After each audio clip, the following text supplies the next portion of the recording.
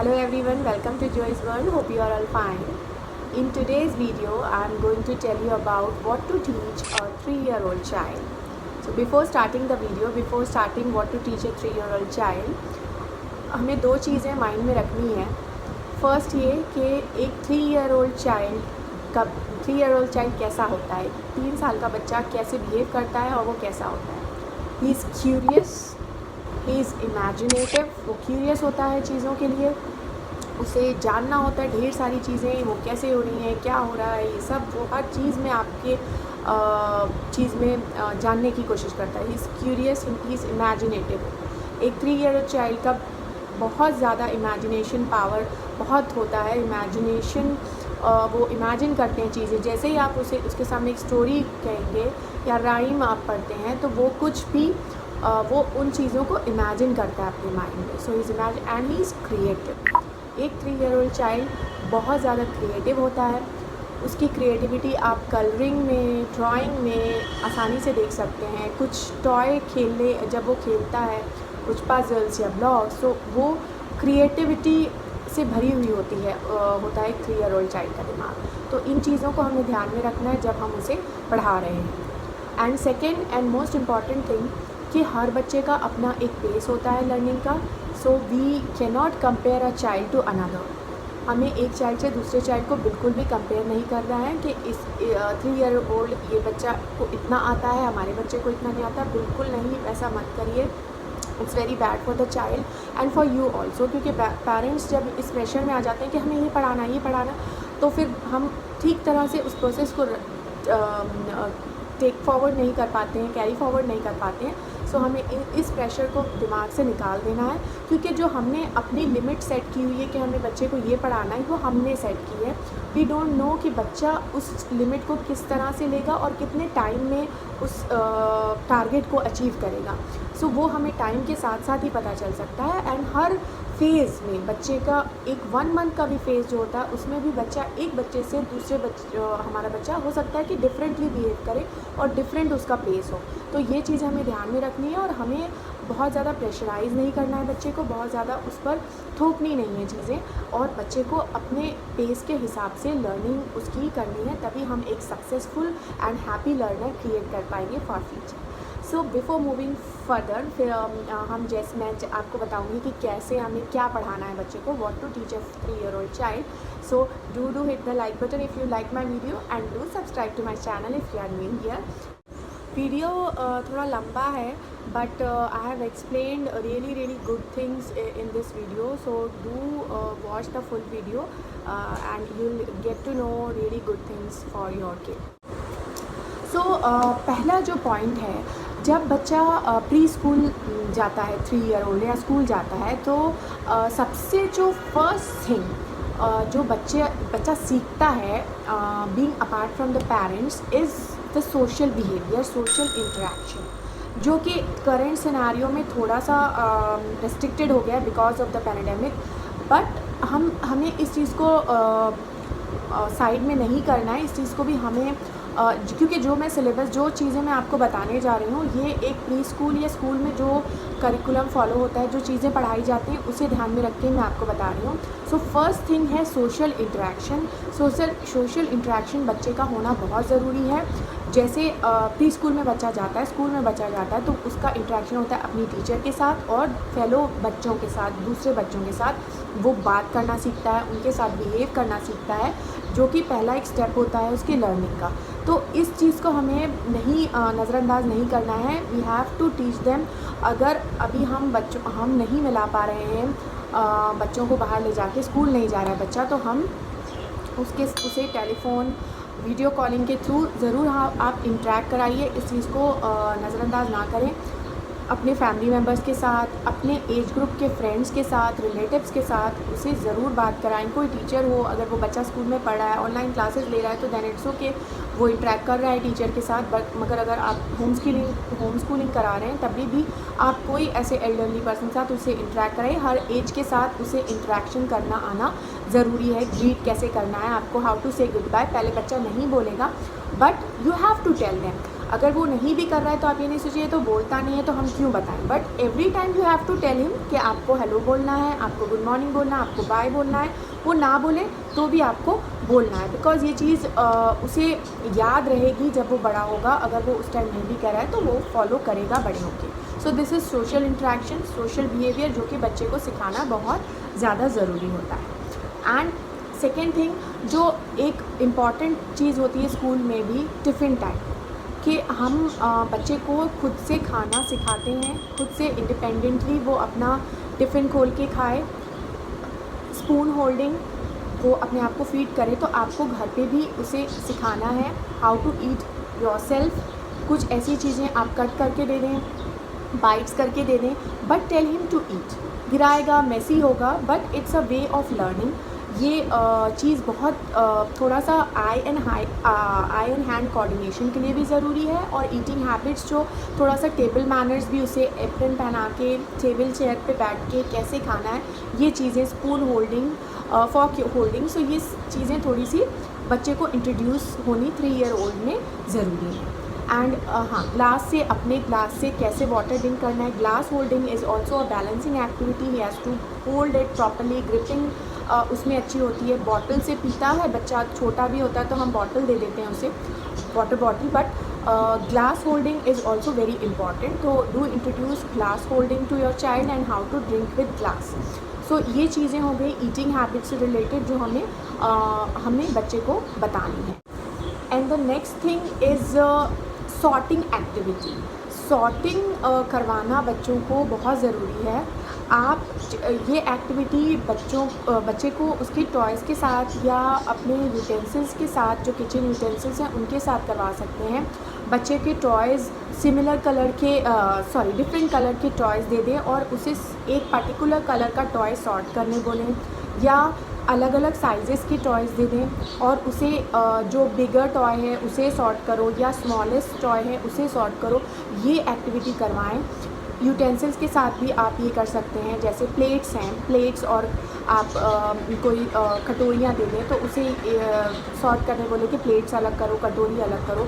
और भी कुछ सॉर्टिंग एक्टिविटी होती हैं जो कि हम किचन में यूज़ होने वाली चीज़ों के साथ करवा सकते हैं, जो कि फ़ाइन मोटर स्किल्स के लिए भी ज़रूरी होती हैं, बच्चों के हेल्प करती हैं और वो बहुत इन्जॉय करते हैं। मैंने इस पे एक फ़ाइन मोटर स्किल्स के एक्टिविटी पर एक वीडियो बनाया है, जो आप डिस्क्रिप्शन में चेक कर सकते हैं। Do check that video. तो ये सब चीज़ें हम इन्वॉल्व कर सकते हैं घर में ही सिखाने के लिए। ये बहुत बहुत इम्पॉर्टेंट होती हैं, बहुत अच्छी एक्टिविटीज़ होती हैं। आई एंड हैंड कोऑर्डिनेशन एंड थोड़ा सा इमेजिनेशन, कॉग्निटिव डेवलपमेंट, एंड थोड़ी सी वो बहुत ज़्यादा इंजॉय भी करते हैं। और उसके साथ साथ ही आप उसमें कलर्स सिखा सकते हैं, शेप सिखा सकते हैं। सो ये सॉर्टिंग एक्टिविटी अर्ली स्टेज में लर्निंग जब हम स्टार्ट करा रहे हैं, वो आप इजीली उन बच्चों के साथ कर सकते हैं। So this is a very easy. And next thing is that do include physical activity. ऐसे तो बच्चे कूदते और भागते रहते ही हैं, बट एक प्लान, एक थोड़ा सा उनको 10 मिनट्स टू 15 मिनट्स या तो डांसिंग हो उनके फेवरेट सॉन्ग पर, योगा ज़रूर आप इंट्रोड्यूस कराएं। स्कूल्स में भी हम योगा कराते हैं बच्चों को, तो इस योगा के कुछ आसन ईजी से आप बच्चों से रिलेटेड जो हैं वो देख लें और वो करवाएं। थोड़ा सा उनको आइज़ क्लोज करके मेडिटेशन काइंड ऑफ बिठाएं।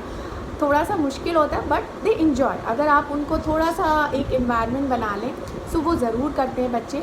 राइम्स लगा के सिंगिंग, डांसिंग, ये सब एक्टिविटी स्कूल्स में भी जब मॉर्निंग में सेशन शुरू होता है तभी करवाई जाती हैं, और ये बहुत ज़रूरी होता है। फ़िज़िकल कुछ exercise, jumping, count and jump and wave your hands, ये सारी राइम्स भी होती हैं कुछ फ़िज़िकल एक्टिविटी से रिलेटेड, वो आप करा सकते हैं। It's very important. उनमें एक एनर्जी वार्म अप थोड़ा सा हो जाता है, बच्चा पढ़ने से पहले आप कराएं तो ये बहुत अच्छा है।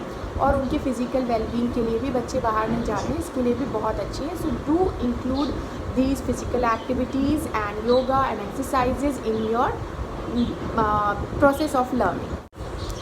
देन फ़िज़िकल कुछ एक्टिविटी होने के बाद यू मस्ट इंक्लूड राइम्स। कुछ एक सेट ऑफ राइम्स आप लर्न करके बच्चों को ज़रूर उनके साथ गाएं। मैं रिकमेंड करती हूँ कि वीडियोज़ ठीक हैं, वीडियोज़ जब देख रहे हैं बच्चे राइम्स के इट्स ओके, बट आप जब उन्हें लर्न करवाना चाहते हैं राइम्स, तो ये ज़रूरी है कि आप खुद राइम्स पढ़ें, गाएं उनके साथ, क्योंकि क्या होता है वीडियोज़ में एक अलग तरह का एक्सेंट होता है जो कि बच्चे वर्ड्स कैच नहीं कर पाते हैं। तो पेरेंट्स या टीचर्स खुद जब गाते हैं राइम्स तो बच्चा जल्दी ग्रास्प करता है, बच्चा कैच करता है, बच्चा समझ पाता है वर्ड्स को क्लियरली। सो इट्स इम्पॉर्टेंट कि आप 5 to 6 राइम्स लर्न कर लें और उनके साथ ज़रूर गाएं। और ये राइम्स आप वीकली या 10-15 डेज़ में, जब आपको लग रहा है बच्चा ये सीख गया अच्छे से, देन आप न्यू राइम्स इंट्रोड्यूस कर सकते हैं। एंड डेली आपको अल्फ़ाबेट और नंबर राइम रोज़ पढ़नी with other rhymes. Number rhyme और अल्फ़ाबेट राइम रोज़ पढ़िए, क्योंकि उसमें नंबर काउंटिंग हो जाती है रोज़, और अल्फ़ाबेट लर्निंग अल्फ़ाबेट राइम में रोज़ आप पढ़ाएंगे तो वो अल्फ़ाबेट लर्न कर लेता है बच्चा सारा। So do include alphabet and number rhyme daily उन्हें number rhyme and alphabet rhyme आप ज़रूर करवाएं। अब बात आती है कि अब हमें अल्फ़ाबेट्स इंट्रोड्यूस कराने हैं एंड नंबर्स। तो जैसे मैंने बताया आपको अल्फ़ाबेट और नंबर राइम हमें रोज़ करनी है, वैसे ही हमें alphabet chart and number chart भी हमें रोज़ कराना है। आई एम नॉट सेइंग कि हमें रोज़ सारे अल्फ़ाबेट्स इंट्रोड्यूस कराने, वो मैं आपको लेटर बताऊंगी कि कैसे बच्चों को अल्फ़ाबेट्स और नंबर इंट्रोड्यूस कराने हैं, but you have to do number chart जो कि एंड अल्फ़ाबेट चार्ट आपको डेली बेसिस पे कराने हैं, जो कि this is a number chart. You can ये जो नंबर चार्ट है, शुरू में आप 1 to 10 बच्चों को कराएं, फिर आप उनकी काउंटिंग 1 to 15, देन 1 to 20 करा सकते हैं। अगर आपके पास ये चार्ट अवेलेबल नहीं है, आप हैंडमेड भी बना सकते हैं, बट ये बहुत ही रीज़नेबल प्राइजेस पे मिल जाता है। सो आप अगर ऑनलाइन इसे मंगवा सकें सो इट्स वेरी गुड। और इससे क्या है, आपको थोड़ा इजी हो जाएगा एंड आपको नंबर चार्ट रोज़ कराना है। और उसी तरह से जो है अल्फ़ाबेट चार्ट भी आपको ईज़िली अवेलेबल हो जाता है। एंड डू ट्राई कि आप अल्फ़ाबेट्स को फ़ोनिक्स के साथ इंट्रोड्यूस कराएं, ताकि फ़ोनिक्स भी बच्चा सीख जाए साथ साथ। ये भी ईज़िली अवेलेबल है। इफ़ आप किसी वजह से ना ले पाएँ तो you can make it on your own with a chart paper और सो. So this is, you have to do number chart and alphabet chart on daily basis with number rhyme and alphabet rhyme.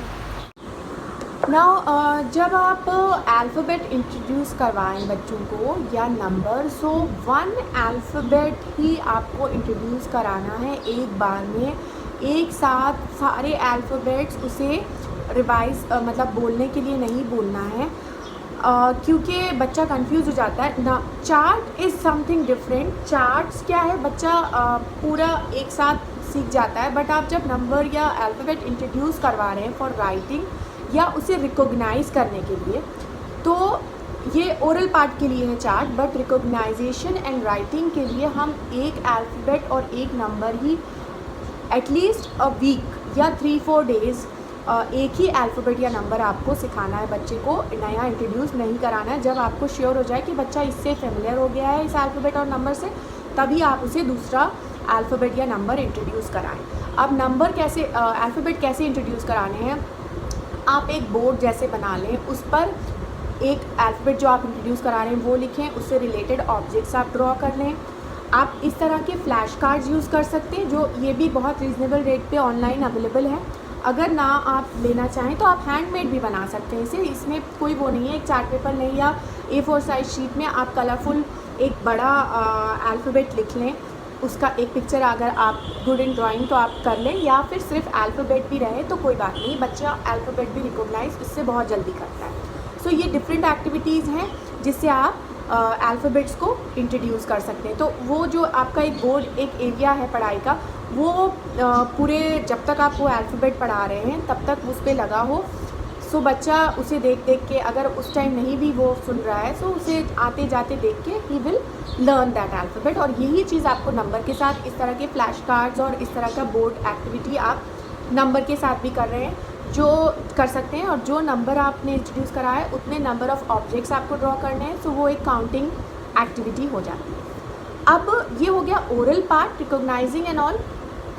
और हम written part में जब आते हैं, बच्चे को जब सिखाते हैं, सो हमें जो लाइंस वाले अल्फ़ाबेट हैं उन्हीं से शुरू करने। ये मैंने राइटिंग वाले एक वीडियो में भी बताया है कि कैसे हमें इंट्रोड्यूस करानी है राइटिंग और कौन से अल्फ़ाबेट शुरू करने, you can check that video. So alphabets जैसे जो लाइंस वाले होते हैं, जैसे एल से हम स्टार्ट करते हैं। एल में standing line and sleeping line होती है। टी में भी sleeping line and standing line होती है। तो लाइंस वाले इंट्रोड्यूस हम पहले अल्फ़ाबेट हम इंट्रोड्यूस करते हैं, उसके बाद कर्व्स वाले like C O Q, and then जो होता है स्लैंटिंग लाइन वाले अल्फ़ाबेट्स को। तो ये एक सीक्वेंस होता है, क्योंकि लाइंस हम शुरू में लाइंस करवाते हैं बच्चों को, पैटर्न्स करवाते हैं, sleeping line, standing line, slanting line, उसके बाद हम अल्फ़ाबेट इंट्रोड्यूस कराते हैं। तो ये वाले अल्फ़ाबेट ईजियर होते हैं बच्चों को लिखना सीखने के लिए। सो ये एक सीक्वेंस होता है जब आप राइटिंग पार्ट करवाएं। और जब बच्चा अच्छे सेट ऑफ अल्फ़ाबेट्स लिख रहा है, फर्स्ट हमें ट्रेसिंग ही करवानी है, उसके बाद on the dots, then without dots, that is not for later stage, जब 4 ईयर तक का हो जाता है बच्चा तब।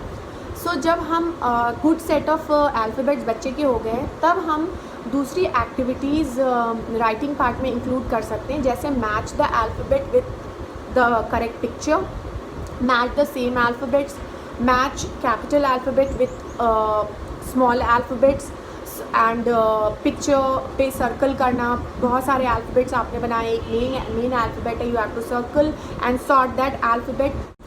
सो ये सारी आप एक्टिविटीज़ इन्वॉल्व कर सकते हैं अल्फ़ाबेट्स में। यही सारी एक्टिविटीज़ अब नंबर्स के लिए भी अप्लाई होता है। नंबर भी एट अ टाइम हम लाइंस वाले नंबर पहले इंट्रोड्यूस करते हैं, like 1 and 7 and 4, then curve वाले नंबर्स इंट्रोड्यूस करते हैं। उसके बाद जब 1 to 5 या कम से कम 1 to 10 बच्चा सीख गया है लिखना, तब आप उसमें count the objects and match with the correct number, then count the objects and write the number, match the same numbers। ये सारी एक्टिविटीज़ आप राइटिंग पार्ट में इंक्लूड कर सकते हैं।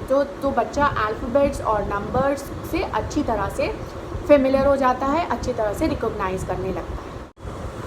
बिफोर मूविंग फर्दर, जैसे कि मैंने अल्फ़ाबेट और नंबर के लिए बताया आपको कि जब तक बच्चा एक अल्फ़ाबेट या नंबर से फेमिलियर नहीं हो जाता, we should not switch to another number and alphabet.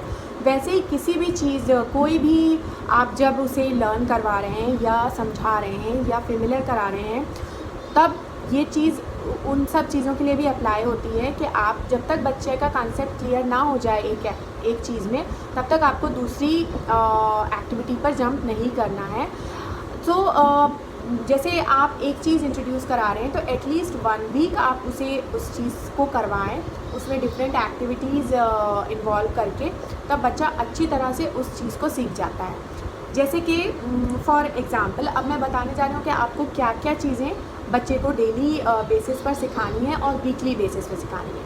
सो हम 2 पार्ट्स में डिवाइड करेंगे। जो हमें डेली सिखानी है वो मैं पहले बता रही हूँ आपको। डेली जो आपको रोज़ करना है, जैसे मैंने बताया अल्फ़ाबेट चार्ट, नंबर चार्ट आपको डेली करना है, एंड बॉडी पार्ट्स में आप शुरू में कुछ बॉडी पार्ट्स इंक्लूड करें।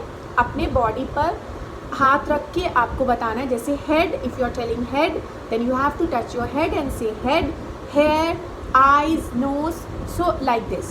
सो आपको डेली बॉडी पार्ट्स कराने हैं। आप उसमें जैसे जैसे बच्चा सीखता जाए तो more and more body parts include कर सकते हैं। रोज़ आपको डेज ऑफ द वीक कराने हैं एंड आपको स्पेसिफिकली बताना है कि today is which day, date and day बता के आप शुरू कर सकते हैं अपना सेशन। देन आपको डेली बेसिस पे मंथ्स ऑफ द ईयर बताने हैं, मंथ्स, एंड डेली आपको कलर बताना है, कलर एंड शेप्स। कलर भी एक बार में एक ही कलर, एक साथ सारे कलर बताने से बच्चे कंफ्यूज हो जाते हैं। एक आप वीक का एक कलर बना लें, उस वीक में वही कलर की एक्टिविटी करवाएं, कलरिंग करवाएं। शेप्स भी आप 1 या 2 शेप एक साथ इंट्रोड्यूस कराएं, उस शेप की एक्टिविटी कराएं, फिर आप एक साथ इंक्लूड कर सकते हैं। फिर जब सारे शेप से बच्चा फेमिलियर हो जाता है तब आप रोज़ सारे शेप्स एक साथ इंक्लूड कर सकते हैं। तो ये आपको ये set of things daily basis पर बच्चे को बताना है। नाउ कम्स कि आपको वीकली क्या करना है। वीकली आपको जो मैं लिस्ट बताने जा रही हूँ उसको आपको एक एक वीक में एक एक चीज़ करवानी है, उससे रिलेटेड एक्टिविटीज़ करवानी है, उससे रिलेटेड ही बच्चे को बुक्स में और रिटन में भी आपको करवाना है। So first comes is my self, all about my self like his name. ये आपको एक वीक में एक बार आप कराएं, बट जब बच्चा इसको सीख जाए तब आपको रेगुलरली इसे रोज़ फॉलो करना है। What is your name, where do you live, how old are you, in which class do you study, parents name, school name, ये सारी चीज़ें एक बार माई सेल्फ का एक वीक रखें आप, जिसमें आप बच्चे को बताएं। एंड जब बच्चा फेमिलियर हो जाए इस चीज़ों से, जब आपको डेली बेसिस पे उसको रेगुलरली करवाना है। Now then sense organs, body parts आपको रोज़ करवाने हैं, उसके साथ साथ एक वीक डेडिकेटेड रखना है सेंस ऑर्गन्स के लिए। 5 सेंस ऑर्गन्स के बारे में बच्चों को बताना है। Then about my family members, जो अलग अलग फैमिली मेम्बर्स होते हैं, grandmother, grandfather, mother, father, brother, sister, uncle, aunt, ये सब चीज़ें क्या रिलेशन होता है। आप नेम्स बता सकते हैं अपने फैमिली मेम्बर्स के।